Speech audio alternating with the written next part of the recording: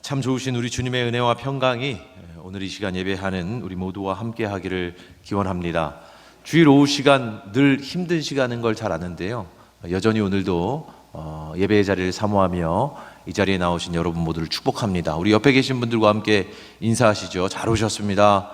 은혜 많이 받으시기 바랍니다.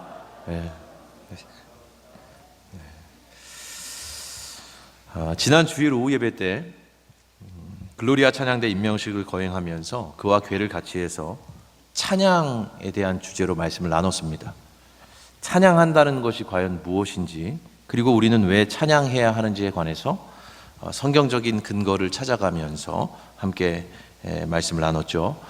불과 한 주 전에 나눈 말씀이기 때문에 아마 다들 잊지 않고 기억하고 계실 겁니다. 그렇죠? 하지만 제가 다시 한번 이 시간에 친절하게 정리를 해드리겠습니다. 다 아시는 내용이지만 한번 복습해 보는 거예요.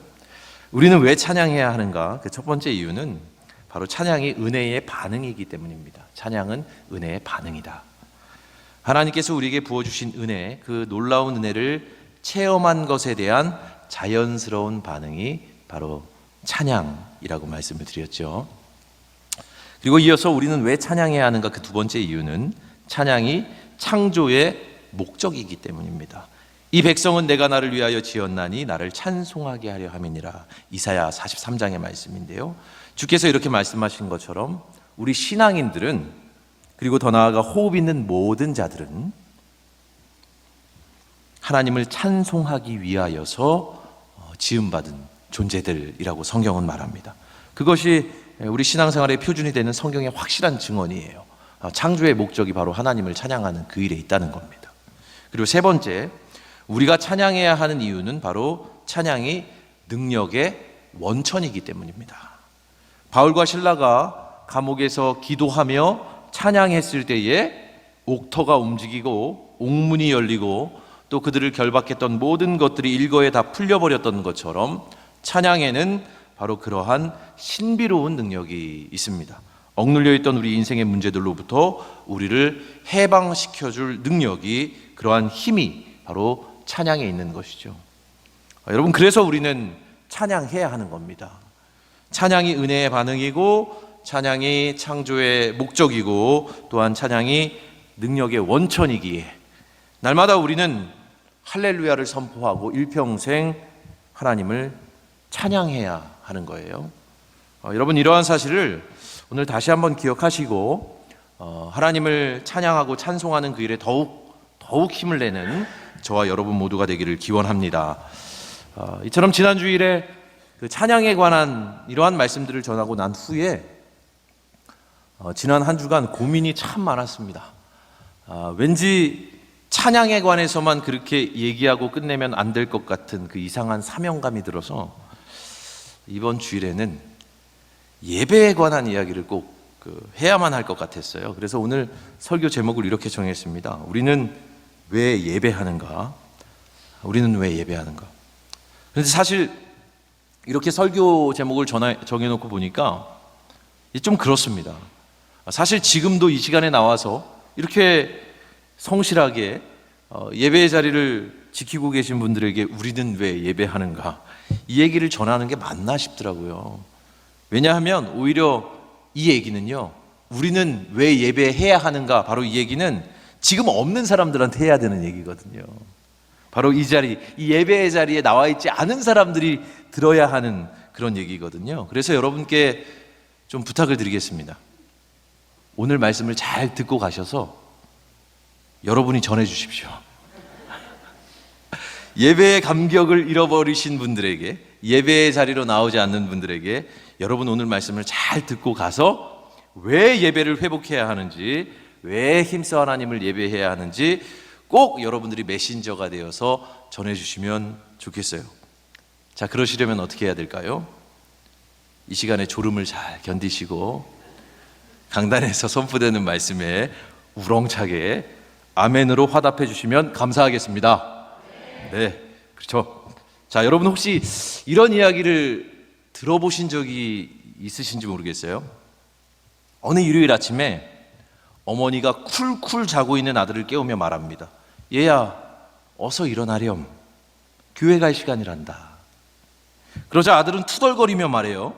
엄마, 가기 싫어요. 정말 교회 가기 싫어요. 어머니가 그 투정하는 아들을 부드럽게 달래면서 다시 한번 말하죠. 어서 일어나야지. 주일 아침에 우리 가족 모두 교회 가는 건 너도 잘 알잖아. 교회 가자. 그러자 아들이 인상을 찌푸리면서 아주 퉁명스럽게 답합니다. 아니 도대체 왜 교회 가야 되죠? 교인들은 저를 별로 좋아하지 않아요. 저도 마찬가지고요. 저는 교인들을 별로 좋아하지 않습니다. 아들의 이 말을 듣고는 참다 못한 어머니가 목소리에 힘을 주어서 단호하게 말합니다. 아들아, 네가 지금 당장 일어나서 교회 가야 하는 이유는 두 가지야. 첫째는 네가 벌써 42살이나 되었기 때문이고, 두 번째는 네가 바로 목사기 때문이야. 여러분 무슨 이야기인지 이해가 되셨나요? 일단 오해하지는 마십시오. 제 얘기는 아니에요. 이 우스운 이야기가 우리에게 말해주는 것은 교회 가는 일이 누군가에게는 이처럼 힘들 수 있다는 거예요. 심지어 때로는 목사에게조차도 말이죠. 자, 그렇다면 우리를 교회에 가고 싶지 않게 만드는 그러한 이유들은 도대체 어떤 것들이 있을까요? 여러 자료들을 한번 살펴봤어요. 정말 다양한 이유들이 있더라고요. 교회의 구성원이라든가 교회의 분위기라든가 여러 요소들로 인해서 교회에 가고 싶지가 않다, 이런 응답들이 참 많습니다. 그런데 그 가운데서도 가장 중요한 이유 중에 하나가 바로 이거였습니다. 충격받지 마세요. 예배가 끔찍하다. 이런 응답이 있더라고요. 꽤 많더라고요. 오늘날 이렇게 생각하는 이들이 되게 많답니다. 예배가 은혜로운 시간이 아니라 자신에게는 너무나도 괴로운 시간이어서 그래서 도무지 교회에 나오기가 힘들다고 응답하는 이들이 너무나도 많다는 거예요. 여러분, 우리가 다 동의하는 것처럼 교회는요, 성사로 채워지는 공간입니다. 거룩한 일들로 충만해야 하는 곳이 바로 교회예요. 그 거룩한 일들의 중심에, 한 중심에 바로 예배가 있습니다. 성사의 핵심은 바로 예배예요. 그것이 우리가 교회에 다니는 가장 중요한 이유가 되고 목적이 되는 것입니다. 그런데 예배가 끔찍하다고 말하는 이들이 날이 갈수록 많아진다는 것은 정말로 심각한 일이 아닐 수 없죠. 성공의 사제이자 문필가인 존 프리처드의 말처럼 예배에는 참여하는 이의 삶을 돌이킬 수 있게 하는 힘이 분명히 있습니다. 그런가 하면 동시에 혐오감을 일으켜 다시는 교회를 찾지 않게 하는 힘도 예배는 가지고 있습니다.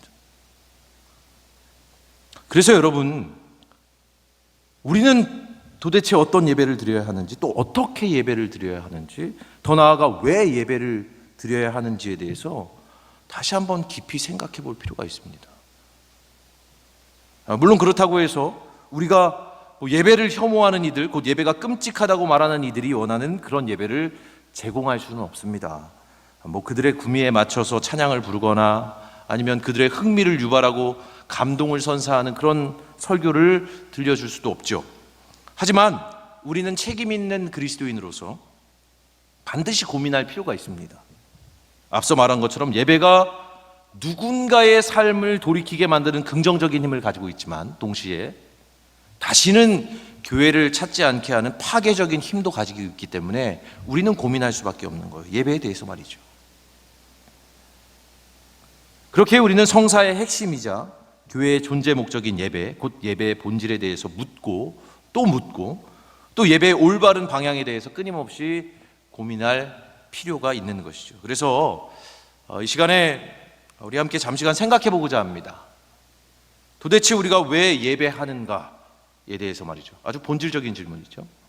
사실 이 질문을 두고요, 지난 한 주간 많은 고민을 거듭했습니다.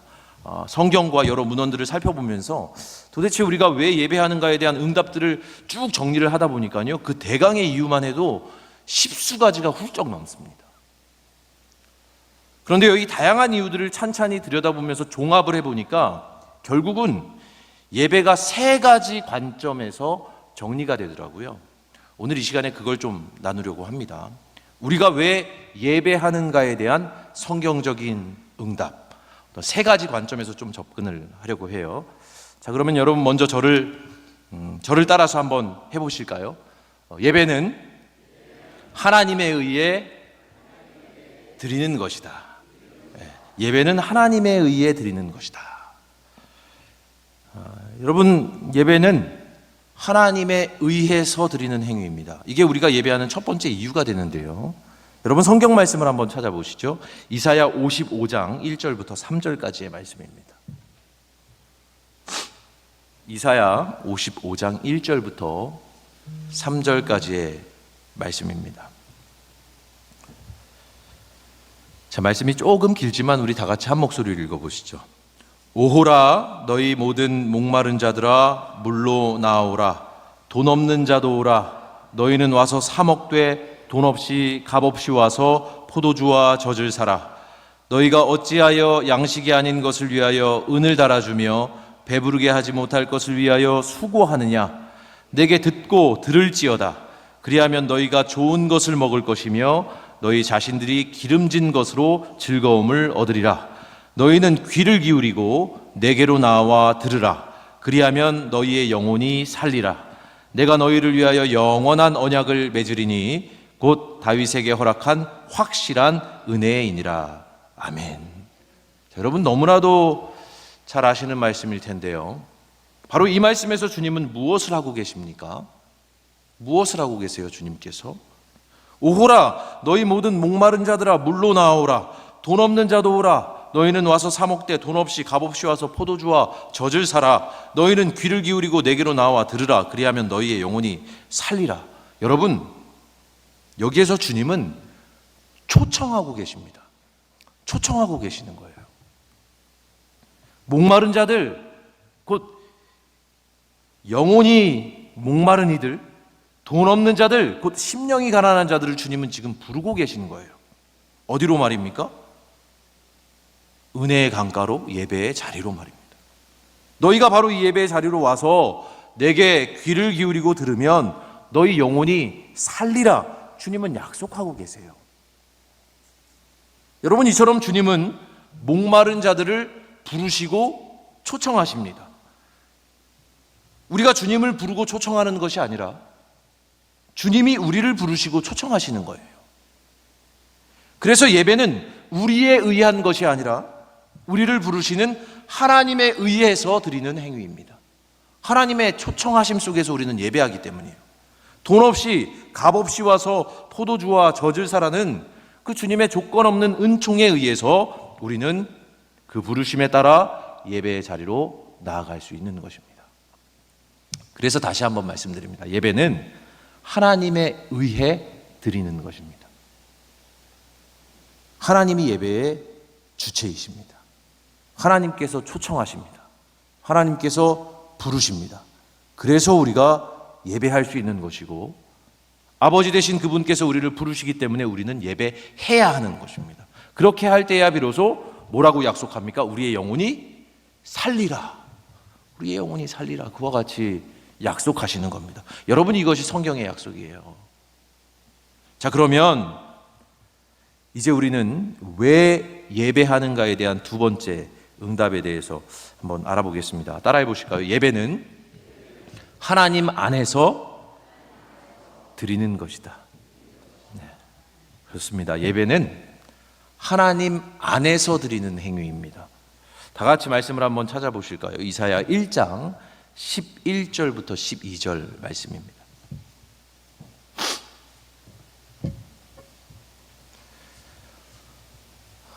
여러분, 말씀을 다 같이 한 목소리로 이사야 1장 11절과 12절의 말씀 함께 읽겠습니다. 여호와께서 말씀하시되 너희의 무수한 재물이 내게 무엇이 유익하뇨? 나는 수장의 번제와 살찐 짐승의 기름에 배불렀고 나는 수송아지나 어린 양이냐 수렴소의 피를 기뻐하지 아니하노라. 너희가 내 앞에 보이러 오니 이것을 누가 너희에게 요구하였느냐? 내 마당만 밟을 뿐이니라. 아멘. 자, 여러분, 이 말씀에서 하나님께서는 이스라엘의 제사, 하나님 앞에 보이러 오는 그들의 예배 행위를 꾸짖고 계십니다. 주님께서 그들의 예배를 기뻐하시지 않는 이유는 자명합니다. 그들의 예배가 그저 요식적인 행위에 불과하기 때문입니다. 보이러 오는 것이기 때문이에요. 그래서 주님은 너희가 내 마당만 밟을 뿐이라고 그렇게 말씀하시죠. 성전의 마당만 밟는 제사, 마당만 밟는 예배는 하나님이 기뻐하시는 예배가 아닙니다. 아니요, 하나님께서는 그러한 예배를 인정치 않으십니다.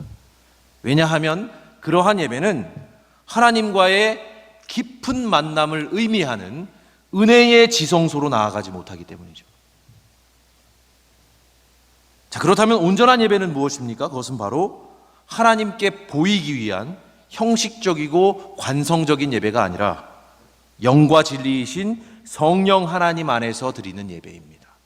하나님은 영이시니 예배하는 자가 영과 진리로 예배할지니라. 성령 하나님 안에서 예배할 때에 주님은 그들과 만나 주시는 거예요.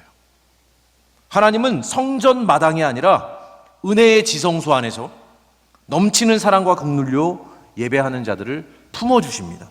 바로 그 품 안에서 우리는 구원을 경험하는 것이고 내가 주님께 받아들여진 존재라는 사실을 체험하는 겁니다. 그러므로 여러분, 다시 한번 말씀을 드립니다. 예배는 하나님 안에서 드리는 거룩한 행위입니다. 하나님 안에서 드리는 겁니다. 자, 이제 우리는 왜 예배하는가에 대한 세 번째 응답을 한번 살펴보도록 할 텐데요. 따라해 보실까요? 예배는 하나님을 위해 드리는 것이다. 아멘. 여러분 잘 아시는 이야기일 텐데요. 창세기 4장에 보면 아담의 아들인 가인과 아벨의 이야기가 나옵니다. 하나님께서는 이 두 아들의 제사 중에 누구의 것을 받으셨습니까? 아벨의 제사를 받으셨죠. 그 기록을 현대인의 성경으로 한번 읽어드려 볼게요. 창세기 4장 3절부터 5절까지의 말씀인데요. 이렇게 번역하고 있습니다. 추수 때가 되어 가인은 자기 농산물을 여호와께 예물로 드렸고 아벨은 자기 양의 첫 새끼를 잡아 그 중에서도 제일 살찌고 좋은 부분을 여호와께 드렸다. 여호와께서는 아벨의 예물을 기쁘게 받으셨으나 가인의 예물은 받지 않으셨다. 자, 여기에서 성경은 가인과 아벨의 제사, 곧 그들의 예배가 어떠했는지를 비교적 소상하게 전합니다. 가인은 하나님께 자기 농산물로 예배를 드렸습니다. 제사를 지낸 거니까 잘한 것이겠죠. 하지만 아벨은 자기 양의 맏배, 곧 첫 새끼를 잡아서 그 중에서도 제일 살찌고 가장 좋은 부분을 골라내어 여호와께 드렸습니다. 그러니까 아벨의 제사, 곧 그의 예배는 오직 하나님을 위해서 가장 순전하고 가장 정성스럽게 드린 것이었다고 성경은 말해주고 있는 거죠. 그래서 히브리서 기자 또한 아벨의 제사야말로 믿음으로 드린 제사고 더 나은 예배였다고 그렇게 전합니다. 여러분, 아벨의 이 제사야말로 우리로 하여금 예배의 본질을 잘 이해하게 해줍니다. 근본적으로 예배는 나를 위한 무엇이기 이전에 오직 하나님을 위해 내 최상의 가치를 올려드리는 행위입니다. 예배로 번역되는 영어 단어인 worship이라는 말은요, 바로 그러한 의미를 지니고 있죠. 나보다 훨씬 크고 뛰어난 분의 가치를 인정하고 그분께 나의 최선과 내 정성과 내 최상의 가치를 드리는 행위입니다. 그것이 월십의 의미예요. 여러분, 그것이 바로 예배죠. 그저 나를 위해서가 아니라 무엇보다 먼저 하나님을 위해서 순전하고 정성스러운 마음으로 나를 드리는 행위가 바로 온전한 예배입니다. 그래서 여러분, 다시 한번 말씀드려요. 예배는 하나님을 위해 최상의 가치를 드리는 행위입니다. 자, 지금까지 우리는 왜 예배하는가에 대한 세 가지 응답을 함께 나눴어요. 첫째, 예배는 하나님에 의해 드리는 것이고요. 하나님의 초청으로부터 말이죠. 둘째, 예배는 하나님 안에서 드리는 것이고요. 영과 진리이신 그분 안에서 은혜의 지성소에서 드리는 것이고요. 셋째, 예배는 하나님을 위해서 내가 아니라 하나님께 내 최상의 가치를 올려드리는 것임을 우리는 이제 알게 되었습니다. 그리고 우리가 이와 같이 예배할 때 주님께서 아벨의 제사를 받으셨듯이 우리의 예배를 기뻐 받으실 뿐만 아니라 우리에게 넘치도록 사랑과 긍휼을 베푸시고 또 우리의 영혼을 살게 하신다는 사실을 오늘 말씀을 통해서 우리는 깨닫게 되었죠. 그러세요, 여러분. 우리가 정말로 이러한 예배의 본질을 늘 상기하면서 주님이 진정 기뻐하시는 온전한 예배자가 되었으면 좋겠습니다. 바로 오늘 시편 27편의 시인처럼 말이죠. 그가 본문 4절 말씀에서 이렇게 아름다운 고백을 하죠. 주님, 나에게 단 하나의 소원이 있습니다. 나는 오직 그 하나만 구하겠습니다. 그것은 한평생 주님의 집에 살면서 주님의 자비로우신 모습을 보는 것과 성전에서 주님과 의논하면서 살아가는 것입니다. 그리고는 이어지는 8절에서는요, 주님께서 나더러 내게 와서 예배하여라 하셨을 때 주님, 내가 가서 예배하겠습니다 하고 대답하였다고 그렇게 고백하죠. 그렇게 오늘 시편의 시인은요, 그의 고백처럼 그의 마음 가운데 단 한 가지의 소원이 있었던 겁니다. 일평생 하나님의 집에 머물면서 주님의 선하고 아름다우심을 바라보면서 주님을 주목하면서 오롯이 그분만을 예배하기를 간절히 열망했던 것이죠. 여러분, 우리에게도 바로 그러한 거룩한 열망이 있었으면 좋겠습니다. 그래서 예배의 자리로 부르시는 주님의 초청에 늘 아멘으로 응답하고요, 예배하는 그곳에서 바로 은혜의 지성소 가운데서 주님의 사랑을 깊이 경험하고요, 또 오직 하나님께 내 최상의 가치를 올려드림으로 인하여서 우리 영혼이 살아나고 인생이 변화되는 그런 신비로운 은혜의 체험들이 우리 가운데 꼭 있기를 간절히 소망합니다.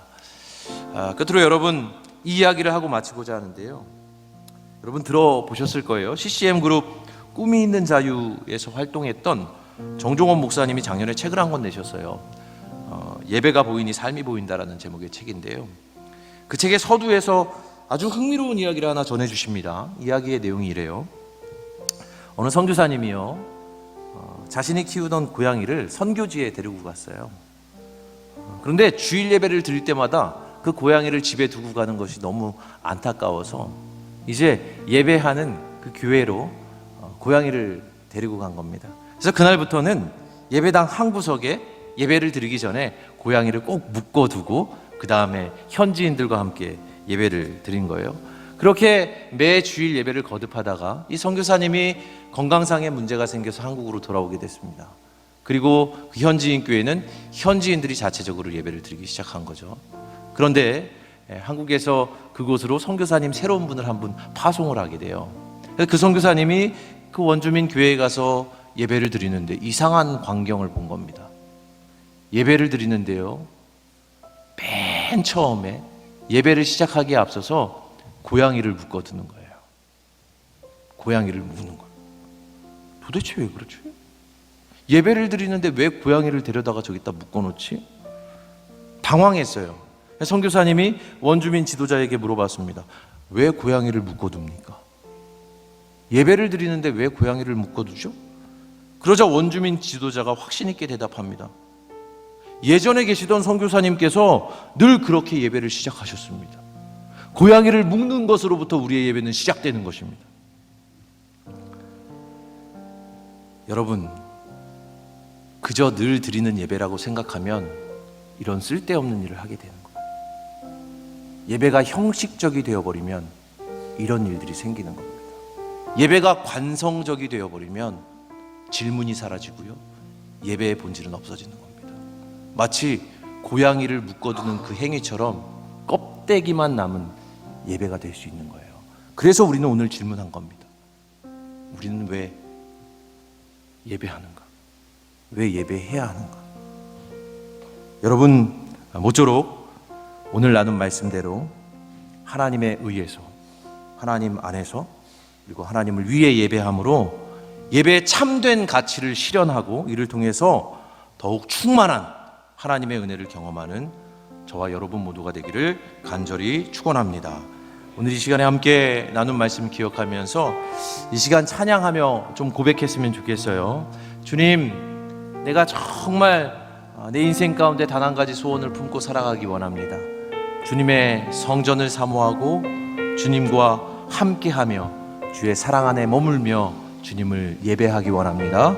이 시간 오늘 우리 마음의 소원을 담아서 이 시간 함께 찬양하고 기도하겠습니다.